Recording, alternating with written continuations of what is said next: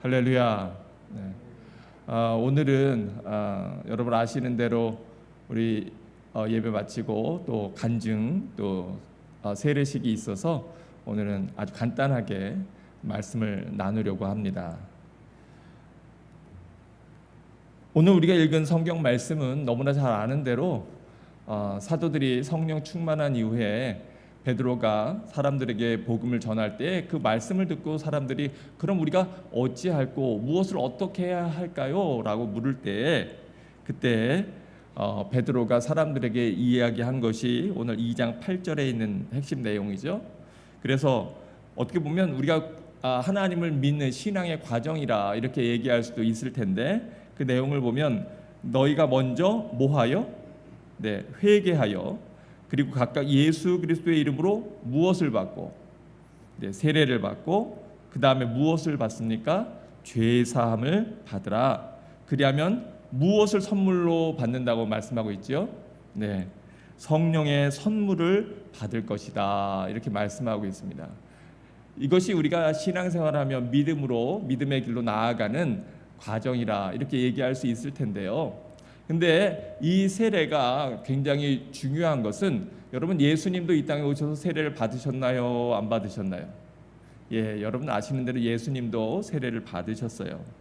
그런데 이 세례를 우리 단순히 그저 이제 기독교인이 되는 시작이다 이렇게 생각할 뿐만 아니라 이 세례와 관련해서 성경이 이야기하고 있는 중요한 내용이 있습니다.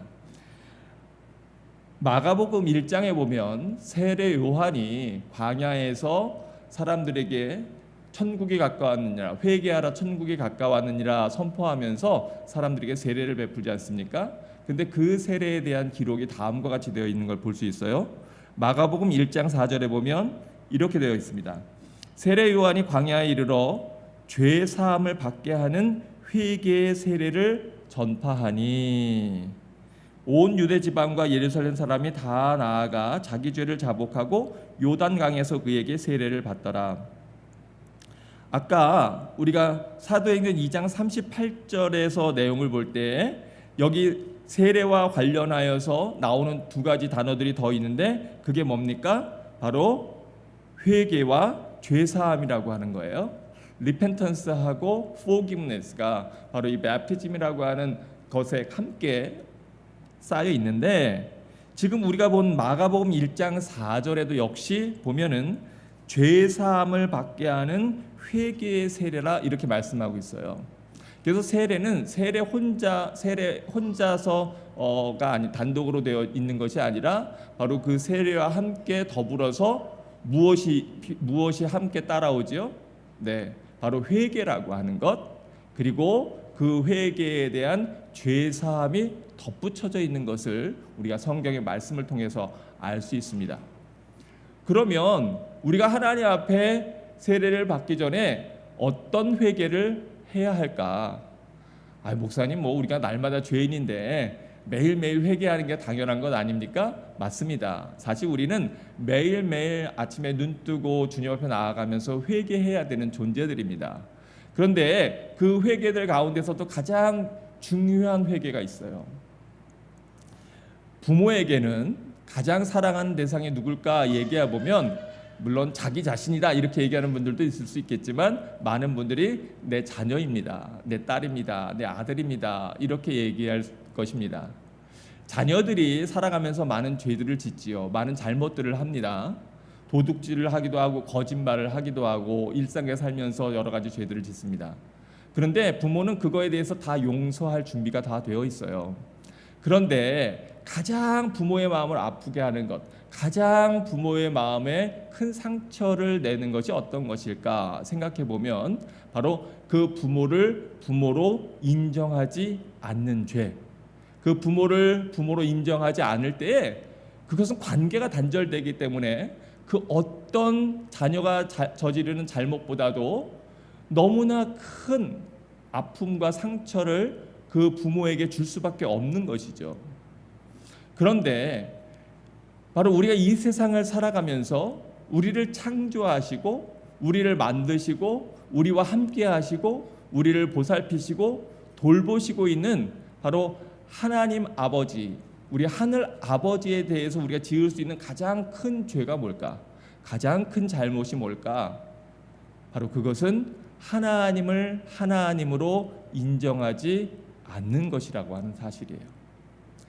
많은 사람들이 세상에 다른 죄들은 죄로 인식하지만 그러나 하나님을 하나님으로 인정하지 않는 것이 얼마나 큰 잘못인지 깨닫지 못하고 살아갈 때가 많이 있습니다.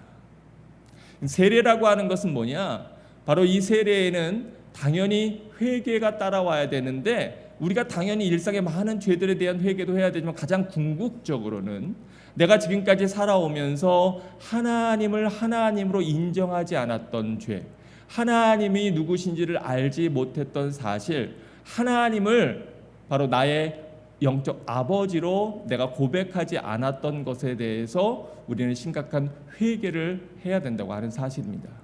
바로 그 회개가 온전히 될 때에 바로 그 사람은 하나님의 자녀가 될 수 있는 것이고 세례가 베풀어지고 바로 그 세례를 통해서 우리가 죄사함을 얻는다고 하는 사실입니다.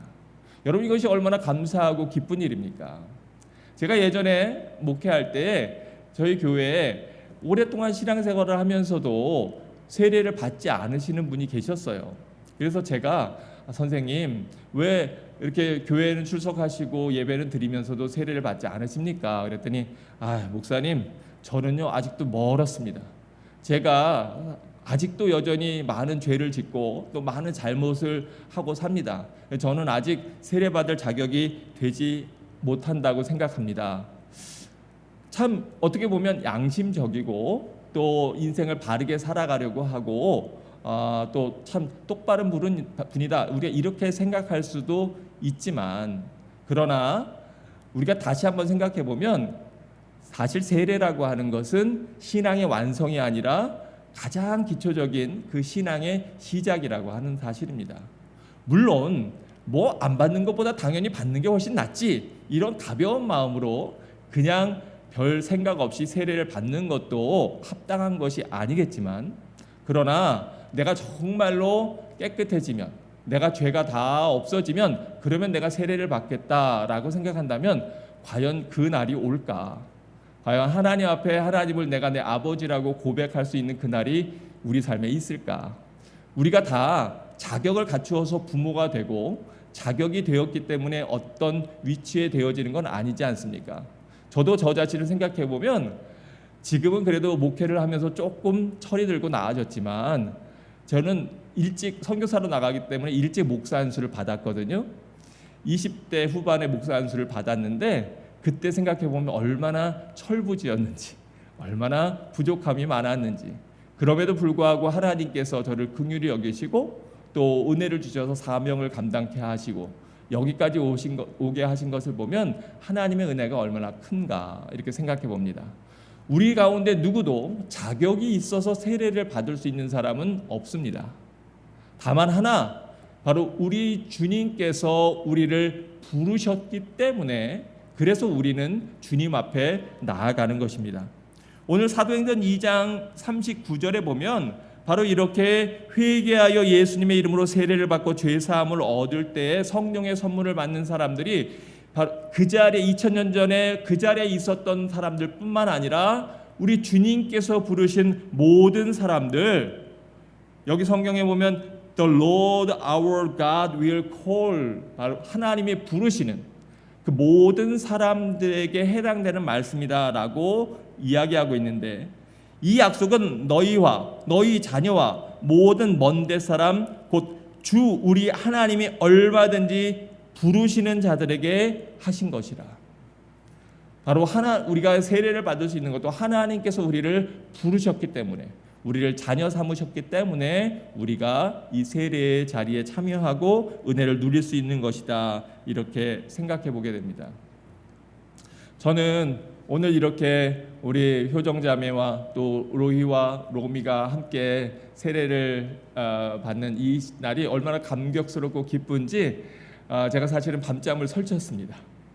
너무 감사한 거예요. 하나님 또 이렇게 하나님께서 귀한 생명들을 허락하셔서 하나님이 이렇게 세례를 받게 하시는군요. 근데 저는 이게 제가 거두는 열매가 아니라는 걸 너무 잘 압니다. 왜냐하면 그저 저를 도구로 사용하실 분이고 이미 오래전에 하나님께서 우리 효정자매를 택하시고 또 불러주시고 하나님 앞에 나오게 하셨어요. 이따 간증을 하겠지만 하나님께서 여기까지 인도하신 그 은혜를 우리가 함께 나눌 때 함께 큰 은혜를 누릴 것이라 생각합니다.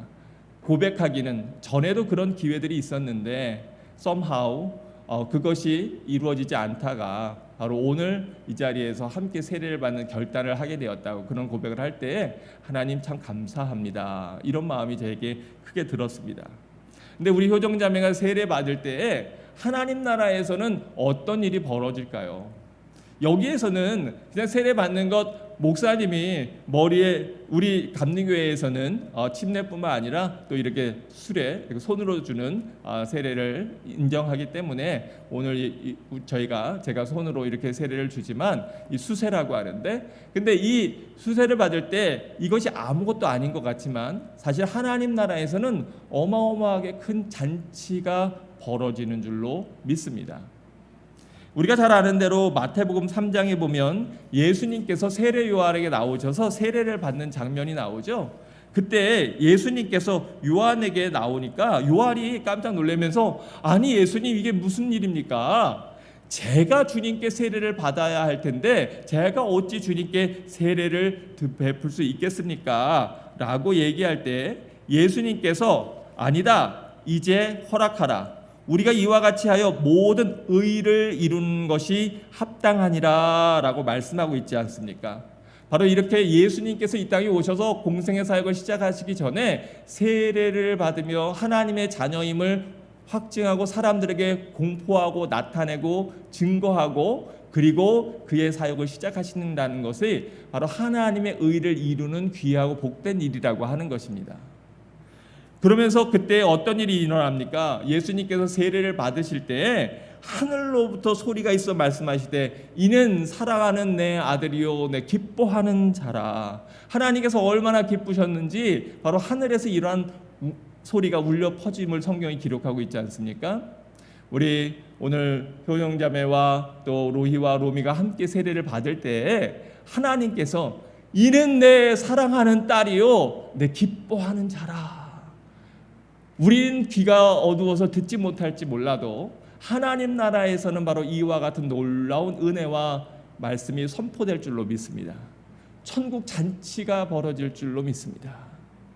예수님께서 우리에게 뭐라고 말씀하십니까? 그 제자들에게 이르시기를 바로 너희가 가서 모든 족속으로 제자를 삼고 아버지와 아들과 성령의 이름으로 무엇을 주라고요? 네, 세례를 주고 그리고 내가 가르쳐 지키게 한 모든 것을 내가 지키라고 이야기한 모든 명령을 가르쳐 지키게 하라라고 말씀하고 있지 않습니까? 바로 예수님께서도 바로 이렇게 본인이 세례를 받으시며 그 사역을 시작하시고 또 하나님 우편에 가시기 전에 그 제자들에게 이 일들을 계속해서 해나갈 것을 그의 제자들에게 말씀하고 계신 것을 우리가 기억할 때에 이것이 얼마나 귀하고 놀라운 은혜가 이 가운데 담겨 있는가를 우리가 생각해 보아야 할 것입니다. 세례를 받는 것이 어떤 의미가 있습니까? 갈라디아서 3장 27절에 보면 세례와 관련하여 다음과 같이 말하고 있습니다. 누구든지 그리스도와 합하기 위하여 세례를 받은 자는 바로 세례를 받는다고 하는 것은 예수 그리스도와 하나가 되는 것이다. 바로 into Christ, 예수 그리스도 안으로 향하여 들어가는 것임을 여기에서 이야기하고 있습니다. 그러면서 그리스도로 옷 입었느니라. 아담과 하와가 하나님의 명령을 어기고 그리고 죄를 범한 이후에 바로 그들이 자기들의 죄로 인하여서 그 육신이 부끄러운 것임을 다시 한번 깨닫게 되지요. 그리하여 나뭇잎으로 그 몸을 가렸을 때 하나님께서는 그 짐승을 잡아서 그 가죽으로 저들에게 옷을 지어 입히신 것을 여러분 기억할 것입니다. 바로 예수 그리스도로 옷 입는다고 하는 것이 어떠한 의미가 있습니까? 우리가 주님의 자녀라고 하지만 그러나 사실은 우리는 여전히 육신을 갖고 있고 우리의 욕심과 의지가 있기에 살면서 여러 가지 많은 잘못과 죄들을 짓지요. 그래서 우리가 외적으로뿐만 아니라 영적으로 벌거벗었다고 하는 것은 부끄러움을 나타내고 그리고 우리의 죄성을 드러냅니다. 그런데 바로 예수 그리스도께서 저의 보혈로 우리를 씻겨 주시고 그리스도 그분 자체가 바로 우리의 의가 되어서 우리의 모든 죄를 덮어주시는 은혜를 바로 이 세례가 담고 있다고 하는 것입니다. 그러기에 오늘도 우리가 담대한 마음으로 보좌에 나올 수 있는 것은 예수 그리스도로 옷 입은 자들이기에 우리 안에 부끄러움도 연약함도 부족함도 있지만 그 모든 것을 덮어주시고 가려주시는 주님의 놀라운 능력과 은혜를 우리가 부여잡고 담대함으로 나와 예배하고 있는 것 아니겠습니까? 또한 세례에는 어떤 의미가 있습니까? 바로 세례에는 죽음과 부활을 경험하는 의미가 있음을 성경은 얘기합니다. 골로새서 2장 12절에 보니까 너희가 세례로 그리스도와 함께 어떻게 되었다고요? 장사된다고 하는 것이 무엇이죠? 죽는 것입니다. 세례는 원래 우리가 물속으로 들어가는 것인데 물속에 들어가면 우리가 호흡할 수 없지 않습니까? 숨을 쉴 수 없지 않습니까? 바로 나의 숨과 호흡이 끊어지고 과거의 나의 옛사람은 이제 죽고 우리가 다시 물 밖으로 나올 때에는 새로운 호흡, 거룩한 그리스도로 옷 입은 새 사람으로서의 삶을 살아가는 것이 바로 그 의미를 담고 있습니다. 그래서 너희가 세례로 그리스도와 함께 장사되고 또 죽은 자들 가운데서 그를 일으키신 하나님의 역사를 믿음으로 죽은 자들 가운데서 그를 일으키신 하나님의 역사라고 하는 것 우리가 한 단어로 얘기하면 그게 뭐죠? 부활이라고 하는 것인데 바로 그 안에서 우리들도 함께 일으키심을 받았느니라. 그래서 세례라고 하는 것은 바로 우리가 물속에서 우리 자신이 죽고 그리고 새롭게 태어나는 또 죽음과 부활을 이 땅에서 미리 경험하는 의미가 이 안에 있는 것을 우리가 알 수 있지 않습니까? 사랑하는 성도 여러분, 오늘 이 너무나 감사하고 기쁜 복된 세례식을 우리가 함께 참여하며 축하하며 이 자리에 있을 수 있다고 하는 것 또한 얼마나 하나님의 큰 은혜입니까? 하나님 나라가 확장되고 또 한 가족이 하나님 앞에 새 생명을 얻는 놀라운 일인데 혹시 여러분들 가운데 아직 세례받지 않으신 분들 또 주변에 그런 분들 있다면 바로 이 세례가 어떠한 의미인지 또 이것이 완성이 아니라 시작임을 알려주시고 또 그 의미를 우리도 되새겨서 여러분 다 세례받은 자들인데 오늘 또한 우리가 더불어 함께 이 땅에서의 우리의 죄와 우리의 옛사람은 죽고 우리의 새 사람으로 새롭게 부활하는 놀라운 하늘의 은혜가 모두에게 풍성하기를 주님의 이름으로 축원합니다.